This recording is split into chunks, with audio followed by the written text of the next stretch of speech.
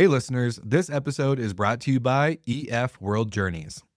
Today's travelers want more from their vacation. That's why more people are turning to travel professionals to help them explore the world with confidence.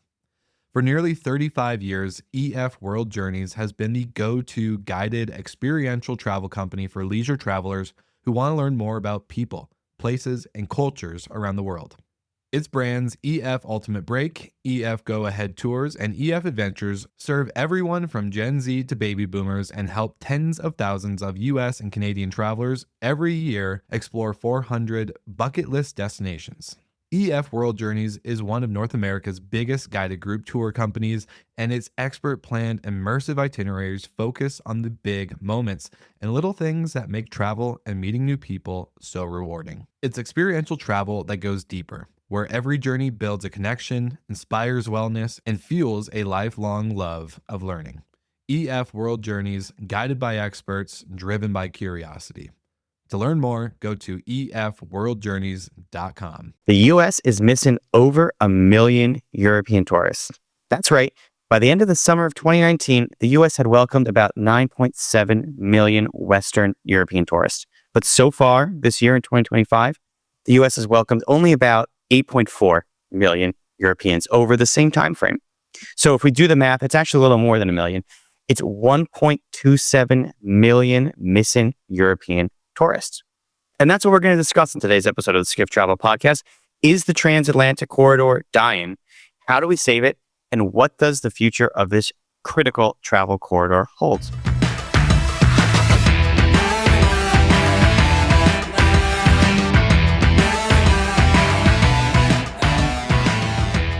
So everybody, welcome back to the Skift Travel Podcast. I am your host, Sarah Kopit, joined as always by my friend and colleague and co-host, Seth Borko, our head of research. Hey, Seth. Hey, Sarah. How are you doing? Good. So Seth and I, we just got back from Skift's first ever Transatlantic Summit. We hosted leaders from the European Union, from the European Travel Commission, and from travel and tourism, from leaders all across the sector from both sides of the pond. But before we dive in, on a bit of an administrative note from us, Seth and I are going to be trying out a few new formats in the next few weeks. So tell us what you think. Let us know. Give us some feedback. First, we're going to talk a little bit about the news. Then we're going to get into the meat of this podcast, which is the Transatlantic Summit, talking about America and Europe and what's going on there. And then stay tuned to the end, where we are going to play a few games, have a little bit of a lightning round. You can check in and see how we did next week. Definitely a lot more Seth and Sarah for our podcast listeners. So it feels like a personal test. Yeah. Yes, I was going to say, you're going to get to hear our voices a lot more. So let's dive into it. Huh? Let's talk about some news headlines. I think this is one of the things we're going to try and discuss a little more. You do run a news organization. I do. Sarah. Ostensibly. Allegedly. Allegedly. Yeah. What were some stories that stuck out to you this week?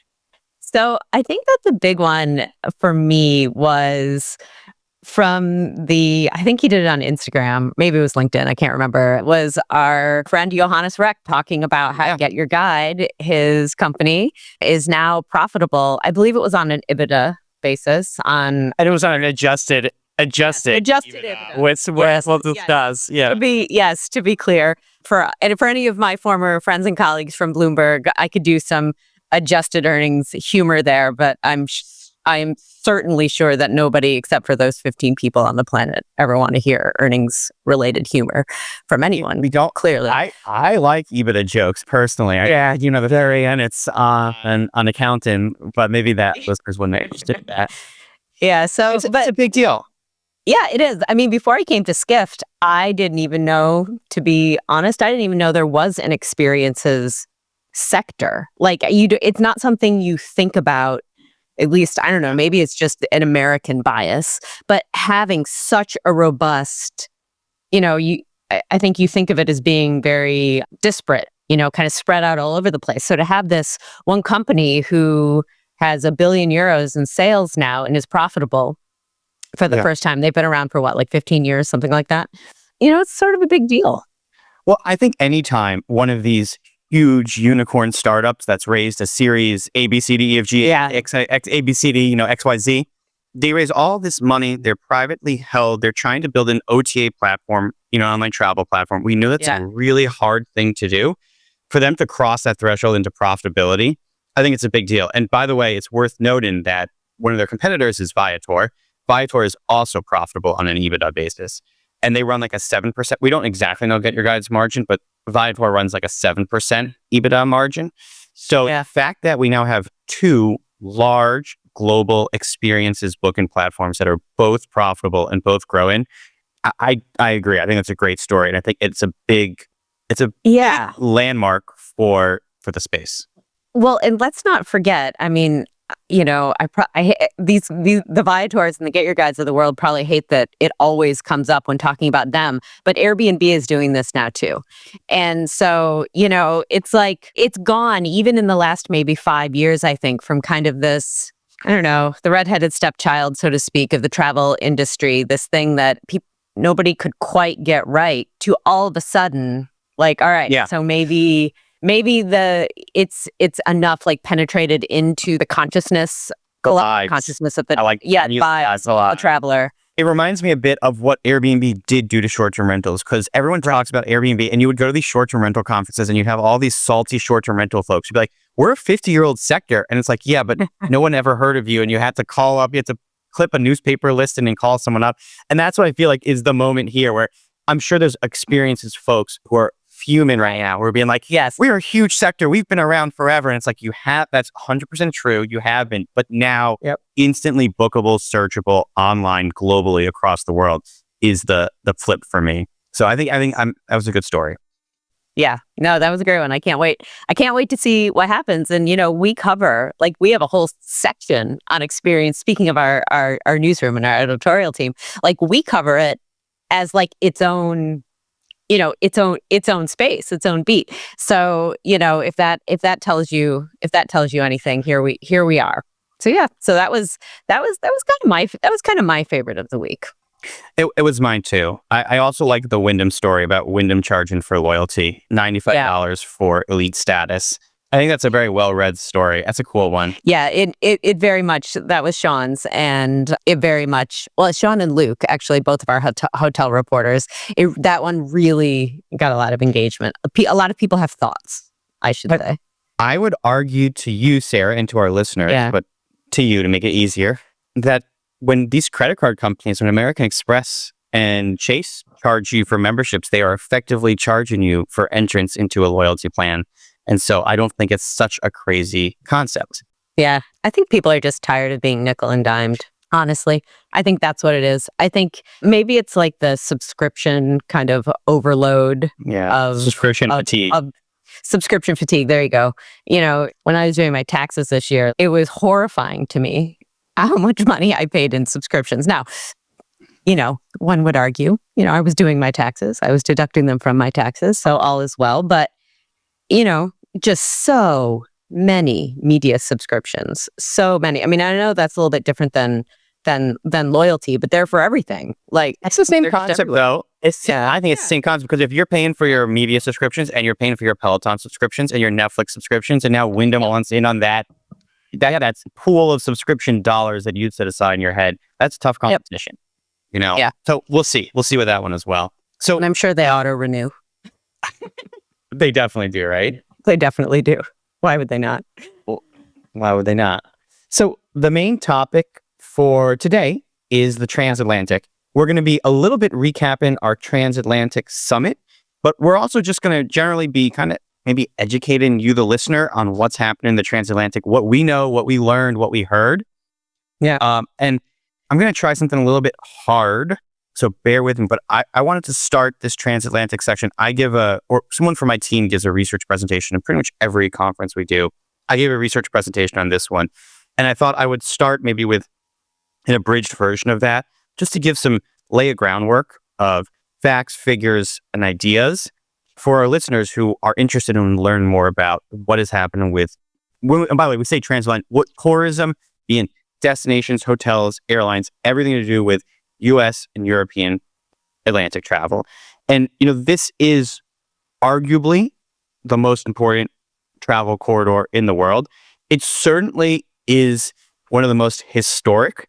I think of the great luxury liners, the Queen Mary, of the 747 and the jet age, and even of this new generation of, we've got these narrow body, long range planes like for our app geeks, the A321 XLR.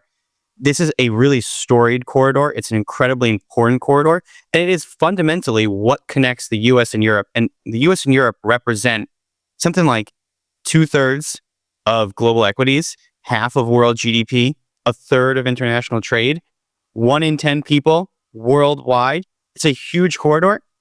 And we did, the funny thing with estimates is like everyone kind of comes up with their own estimates, but we did do some estimates. We estimate that Americans spend almost $50 billion. We call it 48. It's an estimate though, so we can round up $50 billion a year in Europe, and that Europeans spend nearly $40 billion on tourism in the US. So this is a $90 billion corridor with, half of the world's economy, hundreds of years of history, about 80 million seats flown between the US and Europe, or actually between across the Atlantic. That actually includes South America and the Caribbean, but 80 million seats flown across the Atlantic. It's a huge thing, but I don't know that this is I don't think this corridor is that healthy. The corridor isn't. Why not? Yeah. If travel is doing so well and on just like such a upward trajectory, you would think that the US, Europe and back, the transatlantic corridor would be booming. What's wrong? I sort of diagnose it two different ways. There's a European problem and an American problem, and they're different problems with different root causes. The American problem is one that we've talked a lot about, which is the American inbound tourism brand, and which is, again, without getting political, I know we have fans on both sides of the aisle, but love him or hate him, Donald Trump I'm talking about, love him or hate him, Donald Trump, international tourists don't like Donald Trump. I'll just put it plainly. Whether you think that's justified or not, that's the deal. And our surveys show this like very, very clearly. Negative shift in sentiment. People are concerned. We say, what are you worried about? Why won't you come to the US? Number one, by like a factor of 2x, is the political climate. Safety and security, both stories about students in America that make the international media, but also safety in terms of crossing the border. People are, again, we can argue whether it's right or wrong or justified or not. People are worried about being detained crossing the border. And finally, it's cost. It's cost. America is expensive. Yeah. And so that's America's problem. And then the European problem is a different one. The European problem is one of over-tourism, sustainability, climate change. You hear about these heat waves, and it's just so hard. You hear about these protests against tourists. You hear about pushback from local government. And so we have these big problems that are plaguing this course. It's funny. When I hear you say those two things, like put it so clearly back to back, like they're very specific problems to both of our regions, right? Like, like it's a very American issue because it is about our current administration. And then it's a very European issue to have such protests about tourism and that you don't see it anywhere else in the world, just there. So, well, they are fundamentally political problems, and it is where is the political will? And in Europe, we'll talk about this more. Actually, maybe we can even start moving into it. But sustainability came up a lot in these conversations. Let me end with a bit of optimism, which is to say that in many ways, Europe and American travelers have become more similar. This is the silver lining and my kind of hopeful statement, and we'll get into the sustainability conversation, which is that it's funny. I guess we both have political problems. We both want to explore new destinations. The American tourist is not a dumb tourist anymore. There's like an ugly American stereotype, and that's not the case. The data shows that for Americans visiting Europe, just 6% have never traveled internationally before. So 94% of Americans arriving in Europe have done some form of international travel before. So I think of the Chevy Chase European vacation of these like bumbling, what's their name again? What's Chevy Chase's character's name? Do you remember? I just know, look, kids, Parliament. That's the one that I remember, like going around the roundabout. I remember the British who's too polite to tell them no, and he's standing in traffic, and they're holding and the British guy is taking their photo. that dumb American does not, well, it does exist, but that ugly American is less and less common. And increasingly, we have sophisticated travelers in both Europe and the US who want interesting, unique, different, non-over-touristed destinations. So I think that we are seeing a common, the culture is strong. Like, I think about F1. Yeah. F1 is such a European sport, and yet it's huge in America now. I think about the World Cup. Vegas. Austin, Texas has an F1 track, and Miami. So there's a lot of potential here, right? Like soccer, football is now popular on both sides of the Atlantic. F1 is now popular on both sides of the Atlantic. The American traveler is no longer an ugly American. There's so much potential, but there's also just so many challenges. I will say, though, this has nothing to do with transatlantic corridor. It's more when I'm in in Asia. Whenever I'm in Asia, and like the closer I get, depending upon which airport I am to the United States, I see more and more Americans. I can pick us out in the airport. I don't know why. Sometimes I try to figure it out as I'm like, why does that person, I just know they're an American. I just know. Because we're so friendly. Friendly, Sarah. We're smiling. That's what people say. It's because we smile so much. And we have a producer. We have a producer in the chat reminded me that it is the Griswolds from the Chevy Chase. Of course it is. Of course it's the Griswolds. Oh, I feel like I've let down my entire generation by not being able to pull that one out. So let's talk about some of these sessions we had at the conference. What did you find interesting? What speakers did you find interesting? So I really thought that the section the panel that I talked to, it wasn't really a panel, it's just two folks, but it was Marty St. George, who is the president of JetBlue and the CEO of Eurorail. We talked just about kind of transportation and multimodal transportation and why it's hard, what's coming. Are we ever going to have an easy one ticket system where you can just, book your flight, your train, and, wherever you're going to go, just all in one place? Because it's not terrible. It's kind of silly to say that it's hard right now, because everything, when you take it into perspective, is so much easier than it used to be, but it's still kind of hard to do it. There's still a lot of friction there that they're trying to get rid of. That's kind of the holy grail of what they're trying to accomplish. One of the things I've been thinking about lately is that just because something is obvious doesn't mean it's easy. And I think just because something is obvious, we assume, this should be here, so it should be easy to do. I think the fact that especially in Europe, I should be able to book a ticket from JFK to Normandy, France, and it should include a connection on the train, on the Paris train, is obvious. I don't think it's easy. I think it's very, very hard. The reason you can't really do it right now is that it's very, very hard. Yeah. I like that conversation a lot, Sarah. You had some good ones. I like that. I think Marty is a really sharp guy. You know what he talked about that I thought was cool? And I think we actually have a clip of this. He was talking about trying to expand into Lisbon, which I thought was interesting. Yeah. Trying to expand in general, JetBlue, into Europe. And I don't know if we can play that clip right now. Will we have sort of an even competitive marketplace over there? And that's been a challenge. I mean, we fought very, very hard to get into Amsterdam. We've been trying to get into to Lisbon without success. We're in Heathrow with not a great schedule, but we're in at least, what's in the door. But, there are a lot of choices out there for customers. I think that's a big challenge for us. The other thing about that conversation that I thought was really interesting, and I talked to Carlo a bit about it afterwards, is that when I asked them about autonomous vehicles, because in the United States, we have Waymo, and it's something that I don't know, I think it's very cool. And when I brought up Waymo with him, he almost wasn't familiar with the company. And he said, we are trying to phase out cars in Europe.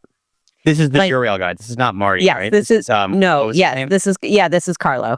He was saying, when we look forward, cars are not a part of what we are thinking about. He's like, now obviously I do trains, but the goal is to really eliminate personal vehicles altogether. And that goes back to the sustainability question. It is interesting, isn't it? I think it is interesting that I think we've even talked about this on the podcast before, that how you and I have both found Waymo to be an almost transcendental, like religious experience. Yes, transcendent, I think is the word you're looking for. Oh, yeah. Transcendent. This is the problem with a podcast where we talk a lot, is that you'll realize you talk too much and the illusion wears off and you realize I don't have my vocab is struggling. Yeah, I think it's maybe different use cases too, right? Like, I don't know. I think if I'm going to travel across Europe, I think of Europe, like the last time I used Eurail was when I was a study abroad student, and you go across Europe in a week and you stop in 10 different cities. That's not a use case for a car. That's a very clearly a train use case, and the network is there. But I think your point about Waymo, by the way, was a good one, especially if you're going to a country that doesn't have a train infrastructure, which outside of Europe, Japan, and China is a lot of them. It's going to be really cool. Well, it's a very American use case. I mean, when you think about the difference between America and Europe, like we talked a little bit too about, my question was, is America ever going to have a working train system? And no, Marty was like, no. Absolutely not. Carla was like, what? Which is, it's always funny when you get these experts in their areas and they wildly disagree on like a fundamental point. But yeah, I think if I were a train provider or a short haul airline provider, autonomous vehicles would be scary to me. Well, not to get too cross-promotional, but we talked about autonomous eVTOLs on the last one of the earlier podcast episodes. And so, between the eVTOLs, supersonic, autonomous cars, a lot of these unsustainable technologies that we thought were dead, trains are going to have some competition, I guess. Unless, of course, the sustainability push outweighs these. And that was also what you discussed. You had another panel more on the tourism side, where you talked with the DMO leaders of Finland and Italy. I thought that was a very cool conversation. Yeah. I mean, that one was, it's just really interesting because you've got two countries in Europe that are on kind of different ends of the spectrum as far as both climate, actual geography within Europe itself, and just how they're dealing with issues are, they're much like our own thing with, just Europe generally and America generally. They have their own problems, their own issues. Every country is unique, right? Every happy country is alike. Every unhappy country is unhappy in its own unique way, to paraphrase. I think Finland is the happiest country in the world. Finland is the happiest country. And I was shocked. You asked, this was such a funny moment for me. You asked her about how difficult sustainability is and how hard it is and getting people to pay for it. And it's so difficult. And she just said, oh, in Finland, it's easy. Everyone gets it. Everyone's bought in. The customers get it. The government gets it. The tour operators get it. The hotels get it. We're done. We're on track. And I was like, only in a Nordic country, only in Finland, incredible stuff. Yeah. And then, but like Italy and everywhere else, America, like we're all fighting over everything about sustainable. Struggling is like putting it mildly. Yeah. Well, one of the more fireworks moments on stage, actually, we had a debate about this exact topic. We've got the clip. You were asking about customers' willingness to pay for sustainability. Yeah. Roll that clip right now. I was going to say, Americans, I think sustainability is a nice to have. I think, like you said, nobody disagrees with the concept. But then when you get to the checkout and, it's more money, for Americans, I think that's generally how it is perceived. For Europeans, it does seem to be different. It's built in, more accepted. Where have we gone wrong here in the United States? What would you say to your counterparts here in the U.S., maybe at the state DMO level or otherwise, to get over that hump and to get people really demanding, or tourists or clients really demanding responsible tourism? Do you have data on this? Are you sure that people are actually not really sort of very much going for the etiquette and not really looking for the... Seth, do we have the data?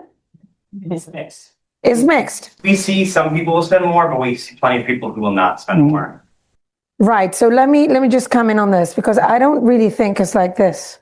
I would tend to disagree Even to this in the United assumption. States. In the United States, absolutely, because there are some pretty sort of sustainability conscious citizens. So first of all, what I think is important to be done is that you need to make your own citizens aware of the impact that they're having. What's the difference between, I always say that the tourists are temporary citizens. So what is the difference between the average New Yorker walking to work and the tourist walking to a destination? I mean, if having a certain behavior is going to benefit a lot of things starting from the destination, why wouldn't you want to implement it at citizenship level? Yeah. You get me? So you don't have to be, it's like sometimes we have the opposite situation. Great answer and great rebuttal. I mean, as a moderator, how do you feel when the conversation spills out of... Yeah, when I have to go to Seth for backup in the audience. I mean, the thing is I mean, as a moderator, I sort of love it because you hate to the worst thing is to be on moderating a panel where it's like, I call them yes and panels, where everyone just agrees with each other and like it's just all, basically you could have imagined. I like it when there's a little bit of drama on stage. So I always think that's a good thing. But I do stand by that I don't think Americans are terribly willing to pay for sustainability. Yeah, so that was, by the way, Alessandra Priante, who was pushing back on that. I got caught off guard, and I'm not an encyclopedia, believe it or not. So I actually went back and did some research on this question, if I could share it with our audience. Please do. Share it with me. So we do a Skift research, something we call the U.S. Travel Tracker. We go out to 1,000 American travelers. They have to have traveled. They're not just generic citizens, but actual travelers. And ask them a whole bunch of questions. And turns out we've been asking them, are you willing to pay more, to pay a premium for a sustainable option? We've been asking them actually for almost 2 years now. So I'll give you some numbers. In 2023, 32% of American travelers said that they would pay more. Now, in 2025, 42% said they would pay more. So it's a 10-point shift, which is actually millions of Americans who would pay more for sustainability. Doing it though? So this is... Yeah. Yes. So the next question is, this is what people say they will actually do. Do they actually do it? It's hard to gather data on this because transactional data is a lot harder to get. And it's also really hard to say what you define. I talk with my colleague, Robin Gilbert-Jones, about this a lot. And he likes to talk about something called a say-do gap. People say they're going to pay more. They don't actually pay more. And I've talked to airline folks, and they've got these carbon offset buttons. Pay extra more. Yes. From what I understand, like 1% of travelers are booking the carbon off. Like no one. It's effectively zero. Yeah. And so, but I think it's an issue of trust because no one buys the carbon offsets because they think, if I'm allowed to say this on this podcast, they think they're bullshit, and they probably are. And so when a brand that doesn't have green credibility tries to sell you a green upsell, even though you might be willing to pay for a legitimate green upsell, you just don't believe it. You just say, this is greenwashing and I'm not going to pay for it. So I think that we see the interest growing. We see it rising. We see people willing to pay for it, but they're only willing to pay for it if the operator, brand, supplier can actually demonstrate that this is legit and not just a marketing campaign. And that's really a hard thing to do. That's a high bar. I mean, the other thing is Americans voted into office an administration that is completely dismantling all of the sustainability work that has been done over the past few decades. So there's that. Actions do speak louder than words, don't they, Sarah? I'll tell you in our survey results, what countries tell us at least the highest percentage of travelers who are willing to pay more for sustainability. A little pop quiz for you, or guessing game. I would guess the Nordics. I mean, that would be my... We actually didn't survey the Nordics specifically. We surveyed, I'll give you your choices. US, China, India, Japan, France, Germany, Spain, or the UK. German. But it's not... You would think that, right? You would. At least according to our data, it's China and India. Really? They do gap. Who knows? Yeah. Who knows? That's the perils of Poland, Sarah. But that is what our polls suggest. Okay. And in Europe, it is the Germans. The Germans are the Yeah. highest within Europe. Yeah. Definitely. Germans are also really angry with us and are not coming here. The Canadians, mostly, but the Germans. Yeah. Yeah. Canadians number one, Germany a close second. Yeah. What were your, let's wrap up this conversation a little bit. Did you have any real top transatlantic takeaways? Top transatlantic takeaways, TTT. Well, I must say, I mean, and I haven't actually had a chance to tell you this, but I actually loved your presentation. There was so much of it that I had never seen before. Like a lot of that data that I hadn't seen present, or even if I have seen it maybe in a deck, I've not seen it presented that particular way. And for all of you who were there, you'll know what I mean. And for all of you who weren't, you missed out on a good one. I'm genuinely flattered. I really appreciate that. What about you? What was the thing that you learned? I liked the European Commissioner for Sustainable Transport and Tourism kind of giving a policy speech talking about one of the things he said that was interesting, and I hope I'm not misquoting him. I recall it was something along the lines of that sustainability is not just about the environment. It's about can you as an organization sustainably continue to operate in your community, in other words, over tourism?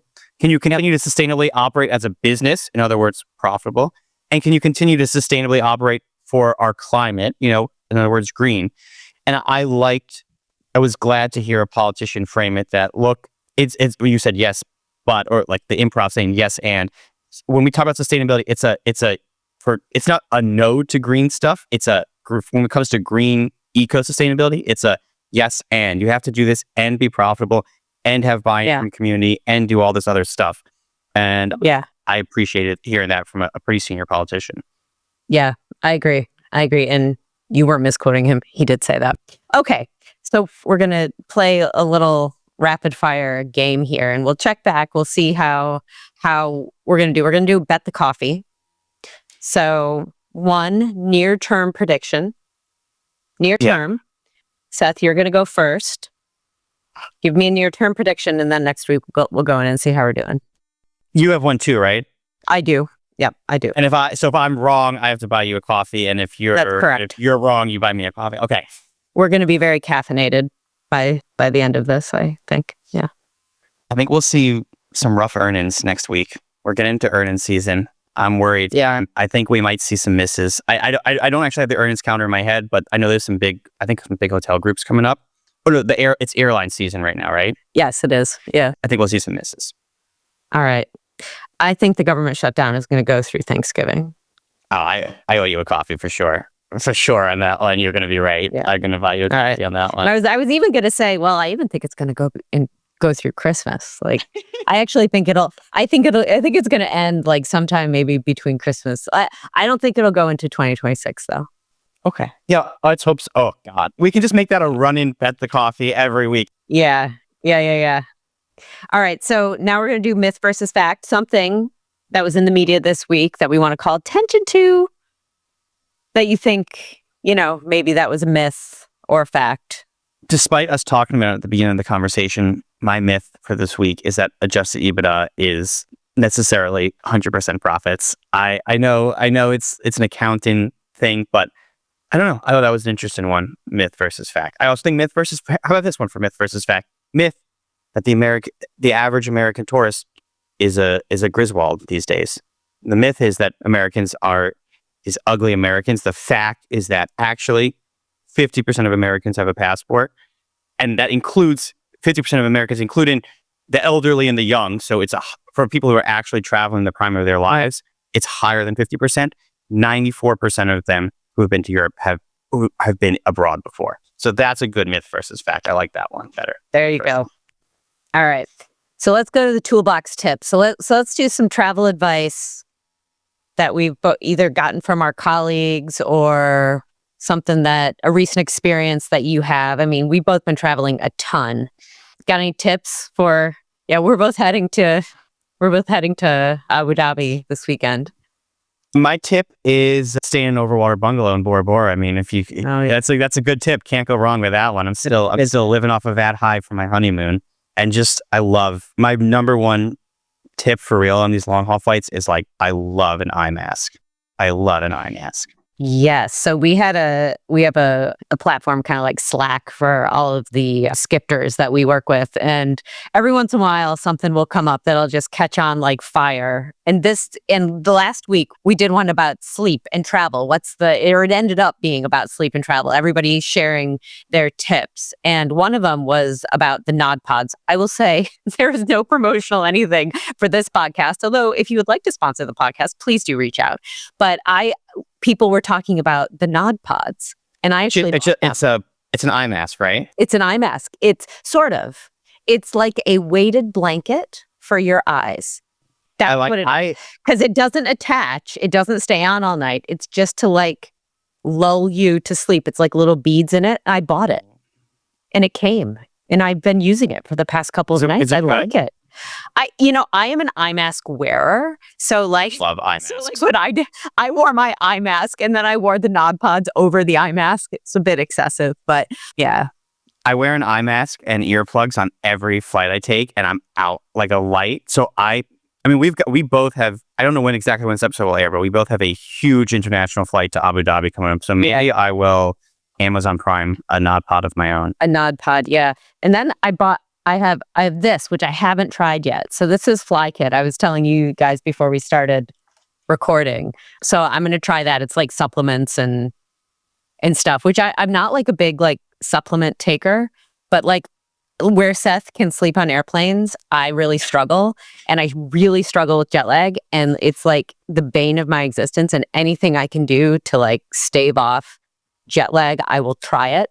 And so I'm going to try. I'll let next time we record, I'll let all of you know how the FlyKit went. Dear listener, if you've made it this far into this episode of the podcast, please give Sarah some advice for how to beat the jet lag. She needs it. She needs it. I do. All right. So weekly winners and losers. Who do you think? Pick one winner, one loser?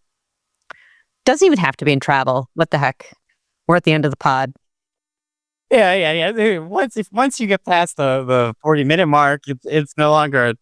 Yeah. We're New Yorkers. I've been watching the New York City mayoral debates, and I think Andrew Cuomo is the loser of this week.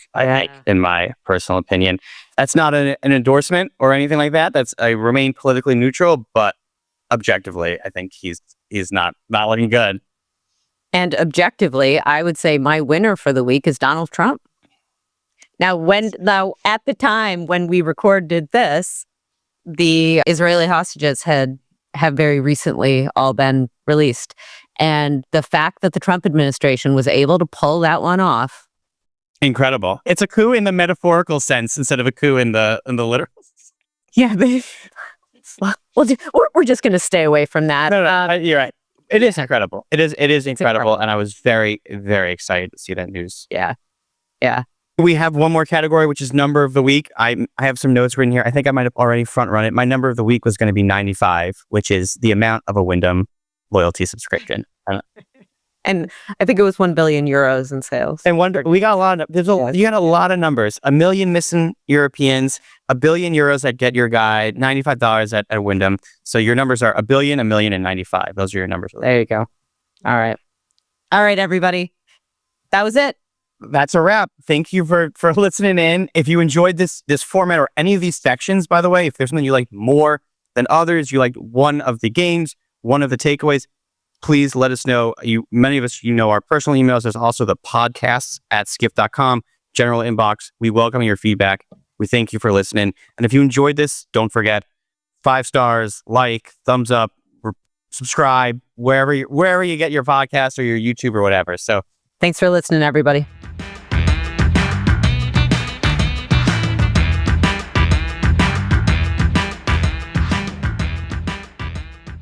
Hey listeners, this episode is brought to you by EF World Journeys. Today's travelers want more from their vacation. That's why more people are turning to travel professionals to help them explore the world with confidence. For nearly 35 years, EF World Journeys has been the go-to guided experiential travel company for leisure travelers who want to learn more about people, places, and cultures around the world. Its brands EF Ultimate Break, EF Go Ahead Tours, and EF Adventures serve everyone from Gen Z to baby boomers and help tens of thousands of US and Canadian travelers every year explore 400 bucket list destinations. EF World Journeys is one of North America's biggest guided group tour companies, and its expert planned immersive itineraries focus on the big moments and little things that make travel and meeting new people so rewarding. It's experiential travel that goes deeper, where every journey builds a connection, inspires wellness, and fuels a lifelong love of learning. EF World Journeys, guided by experts, driven by curiosity. To learn more, go to efworldjourneys.com.